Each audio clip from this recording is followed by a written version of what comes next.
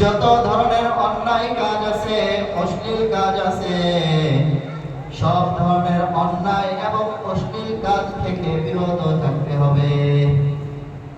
অশ্লীলতা, অন্যায়, যত ধরনের গুনাহ আছে সব গুনাহ থেকে বেঁচে থাকতে হবে। চিন্তা পেরেশানিতে শেষ, অনেক চিন্তা, অনেক পেরেশানি, শারীরিক অনেক অসুস্থতা, মানসিক অনেক অসুস্থতা, অনেক কিছু।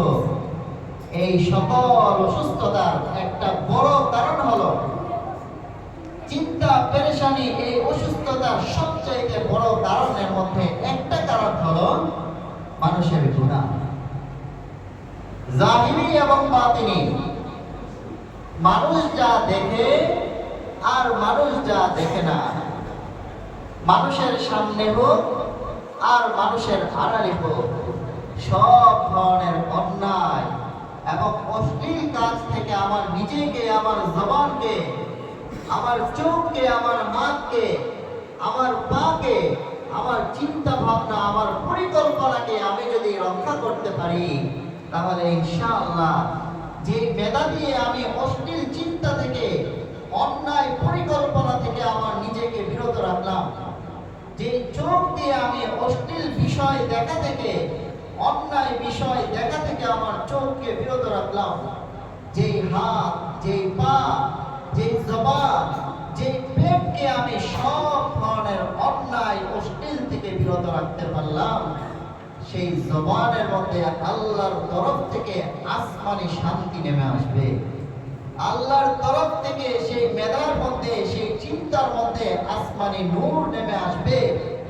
আল্লাহর তরফ থেকে সেই পেট, সেই হাত আর পায়ের মধ্যে আসমানি নূর, আসমানি শান্তি চলে আসবে।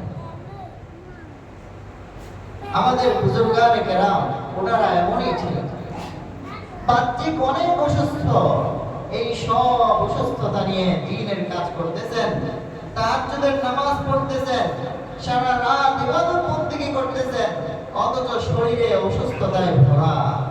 বয়সের মধ্যে পার্থক্য নেমে আসছে, শরীরে কথা বলার ওই রকম শক্তি নাই, চলার মতো ওই রকম শক্তি নাই, অথচ রাত জেগে ইবাদত বন্দেগীতে ব্যস্ত। সারাদিন, সারা রাতের বড় একটা অংশ কোরআনের তেলাওয়াতের মধ্যে ব্যস্ত। মানসিক, শারীরিক বার্ধক্যের কারণে, অসুস্থতার কারণে মানুষ জবান দিয়ে কথা বলতে মনে চায় না, অথচ আল্লাহর ওলি বুজুর্গ, সে তার জবান দিয়ে আল্লাহর জিকির সব অভ্যস্ত আছে। এটা হলো অন্যায় থেকে, গুনাহ থেকে বেঁচে থাকার সবচেয়ে বড় বরকত।